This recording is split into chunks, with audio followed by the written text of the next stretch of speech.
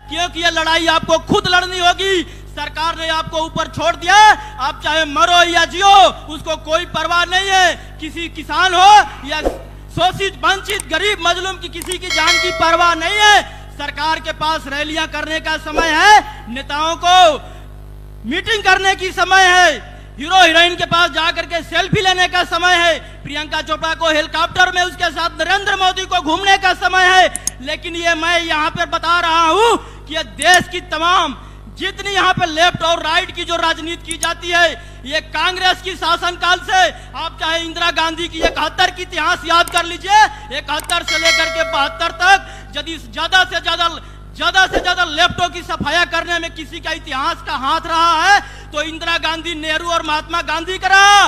महात्मा गांधी चाहता तो भगत सिंह की फांसी को रोकवा सकता। भगत सिंह की जेल डायरी उठा करके देख लीजिए। भगत सिंह ने कहा कि देश के अंदर कोई इतना अमीर ना हो कि कोई किसी को खरीद ले, कोई इतना गरीब ना हो कि वो अपना आत्महत्या करने के लिए मजबूर हो। लेकिन ये जो देश की परिस्थितियां हैं, देश के अंदर बीमारी है, कोरोना है तो लॉकडाउन क्यों, यदि कोरोना है तो मास्क क्यों, कोरोना है तो 2 गज की दूरी क्यों, कोरोना है तो वैक्सीन क्यों, कोरोना है तो नाइट कर्फ्यू क्यों।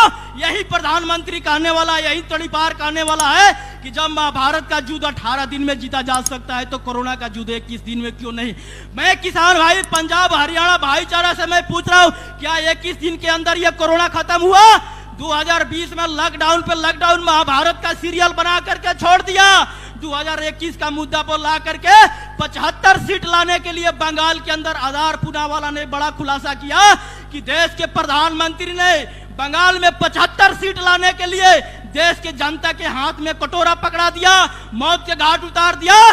तो यहाँ पे जो हमारी लड़ाई है, व्यवस्था परिवर्तन की लड़ाई है। आपको समझाने के लिए कोई छोटू राम हरियाणा की धरती से अब पैदा नहीं होंगे। यहाँ पे पेरियार, फुले आंबेडकर अब पैदा होने वाली नहीं है। गुरु गोविंद साहब, नानक साहब ने कहा था कि हमारे नाम के जय जयकार करने से अच्छा है कि हमारे विचारों पर चलो, सबसे ज्यादा तरक्की आएगी, जल्दी तरक्की आएगी।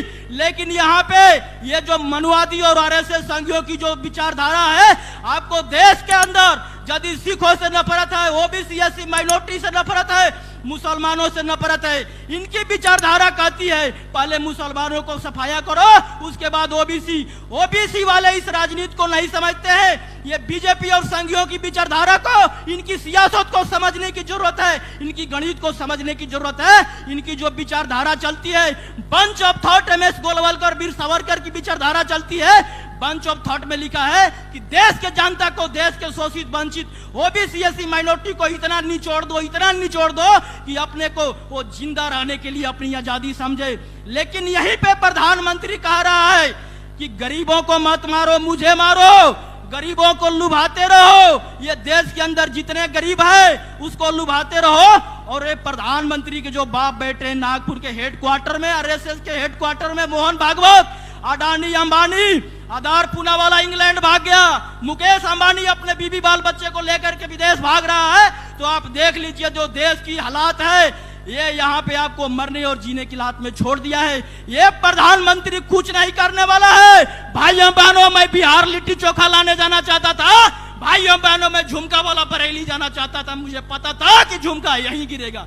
भाइयों बहनों, मैं गुरुद्वारा जाना चाहता था, भाइयों बहनों, मैं फौज में जाना चाहता था। लेकिन ये प्रधानमंत्री कभी नहीं बोला कि भाइयों बहनों, मैं चोर डाकू घटिया चिनार बनना चाहता था। ये प्रधानमंत्री जब देश के अंदर प्रधानमंत्री संविधानिक पद पे बैठा हुआ, वो खुद कह रहा है कि कांग्रेस की कौन सी ऐसी विधवा थी जिसके खाते में पैसा जाता था। शशि थरूर की बीबी को कह रहा है 2.5 करोड़ की गर्लफ्रेंड। जब देश की प्रधानमंत्री की यह लैंग्वेज है, बंगाल में तड़ीपार जा रहा है, वहां पे कह रहा है प्रधानमंत्री, क्या कह रहा है, ओ दीदी, मैं वही कह रहा हूं, ओ प्रधानमंत्री। आज बंगाल की हालात देख लीजिए। बंगाल में जैसा आपका बुरा हाल हुआ, तो मैं किसान भाइयों को यही कह रहा हूं कि आप पंजाब में इनकी हालात सुधार दीजिए। आप पंजाब को देख लीजिए, संभाल लीजिए, बाकी हम देश को सुधार लेंगे। देश को बदलने के लिए हमने ऐलान कर लिया। बिहार के अंदर एक घर के अंदर 5 ठाकुरों को गोली मार के हत्या कर दिया। यहाँ पे देश के अंदर देश आजाद हुए 74 साल हुए हो गए, लेकिन लेफ्ट की यदि सफाया करने में सबसे ज्यादा हाथ रहा तो इन कांग्रेसियों का रहा। नेहरू में और गांधी हो या इंदिरा गांधी हो, कांग्रेस ने बीजेपी बनाया, कांग्रेस ने आरएसएस बनाया, ये सब कांग्रेस और बीजेपी। देश आजाद हुआ तब से, अब से आज से इन्हीं के इर्द गिर्द ये राजनीति सत्ता घूम रही है। यदि अंबेडकर ने कहा था कि देश की राजनीति सत्ता ऐसी चाबी है कि किसानों को हो या किसी मुजलुम को हो, राजनीति सत्ता ऐसी चाबी है जिसे मुक्ति के सारे दरवाजे खोले जा सकते हैं। ये किसानों को जो बागडोर है देश का अपने हाथों में लेना होगा, लोकतंत्र की सुरक्षा करना होगा, लोकतंत्र पे अपना कब्जा करो, नहीं तो ये कुछ नहीं करने वाले हैं। ये तो पूंजीपतियों को हाथ में सौंपने जा रहे हैं। कानून नहीं बन रहा, इसने सोचा कि संविधान सभा हो लोकसभा, इसने तो अपना पास करा लिया, लेकिन किसानों ने इसके मुंह में नकेल डाल दिया। अब आगे क्या, प्रधानमंत्री या राष्ट्रपति तो उसका गुलाम बन बैठा है, उसकी कॉलर पकड़ के बोले पेन पकड़ा के ले साइन कर। ये राष्ट्रपति को गुलाम बना करके रख दिया, जब चाहे जब उल्लू सीधा कर रहे। यहाँ पे कुछ नहीं ये करने वाले हैं। आपको धर्म की राजनीति, जाति की राजनीति से ऊपर उठ के आना होगा। ये जातियों में हम बांटे हुए लोग नहीं है, बटे हुए लोग नहीं, बांटे हुए इन्हीं के द्वारा बटे हुए लोग हैं। तो जातियों की राजनीति से, धर्म की राजनीति से आपको बाहर आना होगा।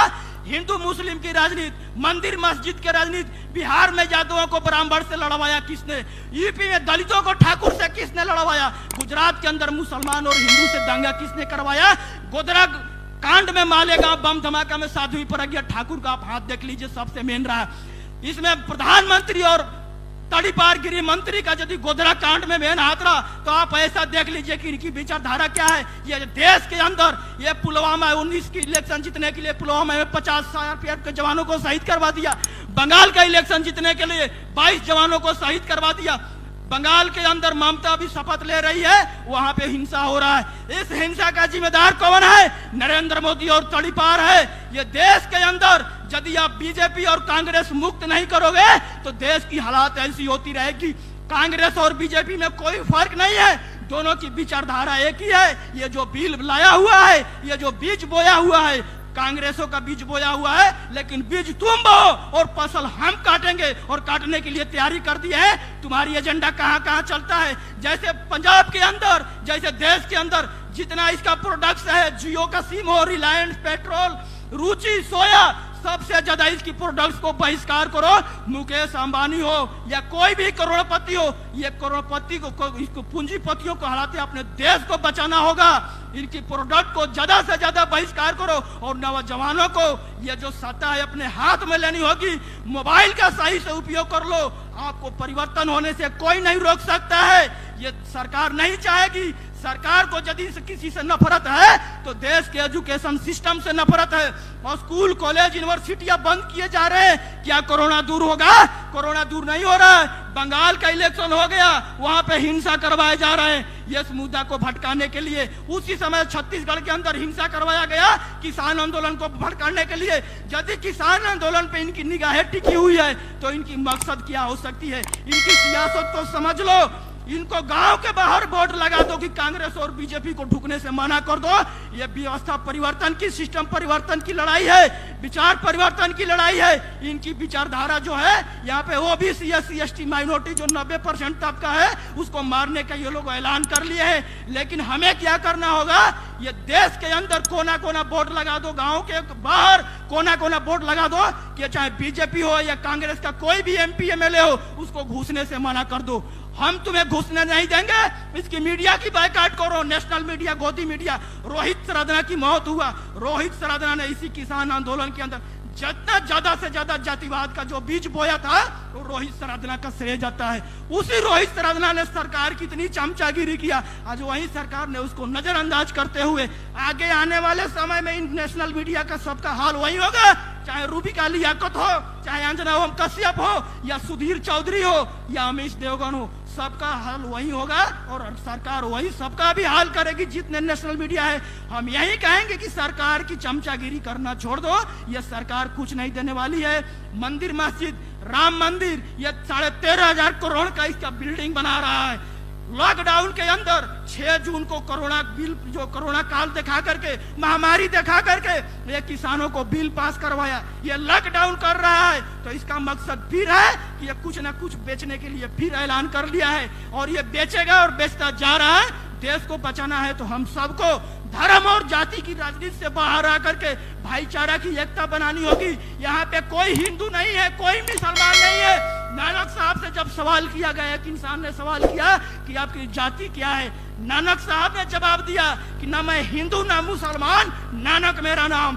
तो यह हिंदू और मुसलमान की जो राजनीति है ये भूल जाओ, यहाँ पे कोई जाति नहीं है, जाति बनाया हुआ इनकी है।